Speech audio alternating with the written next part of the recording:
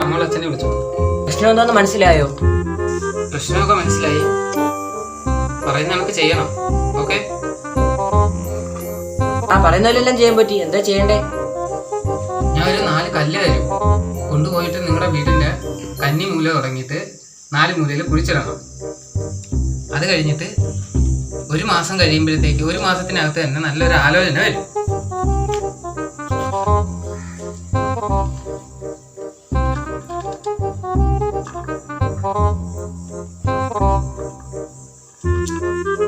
ശിഷ്യ ഒരു പേപ്പർ എടുക്കുന്നു.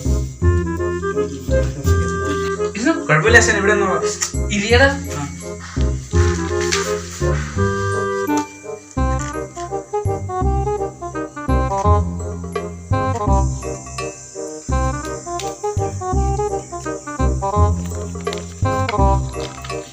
ഇതാ നോക്കുന്നേ. കൊണ്ടുകൊടുക്കാം. അല്ലെ പെങ്കൊച്ചിന്റെ കൊടുത്താ പോരെ? കൊച്ചിന്റെ മാത്രം അച്ഛന്റെ കൊടുത്താ? വേണ്ട വേണ്ട വേണ്ട, പെങ്കൊച്ചിന്റെ കൊടുത്താ.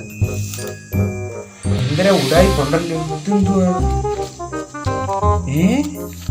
ലവ് ലെറ്ററാ? എന്തിന്? I love you Sukanya, goodbye Kuttappan Potti. ഓ, കുട്ടപ്പൻ പോറ്റി വെട്ടി ശശി പോറ്റി ആക്കാം. ഇപ്പൊ ഓക്കെ.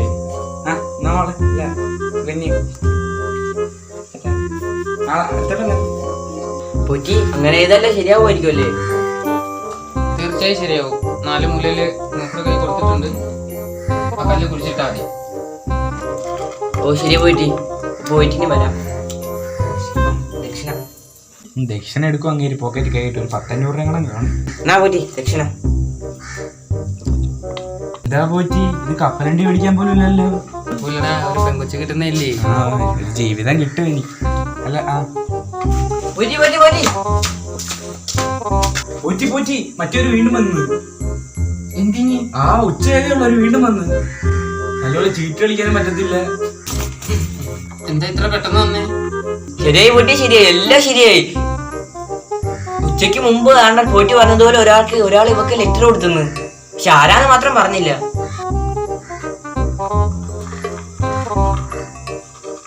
അച്ഛാ, ഞാൻ ഇവിടം വരെ വന്നേലി. ഞാൻ ആളെ തുപ്പി കാണിച്ചു തരാം. അപ്പൊ ഇതൊക്കെ നിങ്ങളായിരുന്നില്ലേ? മൊത്തം കള്ളത്തരം. 5 രൂപയും പോയി. അവളുടെ ഒരു പോതി ഇങ്ങനെ വരും. അയ്യോ, ഇത് രാവിലെ കൊടുത്ത ലെറ്റർ അല്ലേ? ഞാനും കണ്ടില്ല ലെറ്റർ ഒന്നും. എന്റെ പേര് മാറ്റിട്ട് ശശി നക്കിയല്ലേ? ശശി അടിയില്ലേ? എങ്കിലും അച്ഛാ, എനിക്ക് ശശി പോറ്റി ഇഷ്ടമാ. ഞാൻ നട്ടുതരാം മോളെ. ഇഷ്ടമല്ലേ? എന്തായാലും കല്യാണം മുടങ്ങിയിരിക്കും. ഈ ശശി പോറ്റിയെങ്കിൽ ശശി പോറ്റില്ല പോകാനെക്കാട്ടി നല്ലതാ. അശാനെ തെളിച്ച ശിഷ്യ. അറിയില്ലേ? എനിക്കൊരു കാര്യം പറയാനുണ്ട്. ഇത് മുടക്കാൻ കാരണം എന്താണെന്നാ, പോറ്റിനെ വേറൊരു കൊച്ചിന് ഇഷ്ടമാ. വേറൊരു കൊച്ചിന് പോറ്റിന് ഇഷ്ടമാ. അതൊക്കെ ഉണ്ട്, ഞാൻ പിന്നെ പറയാം.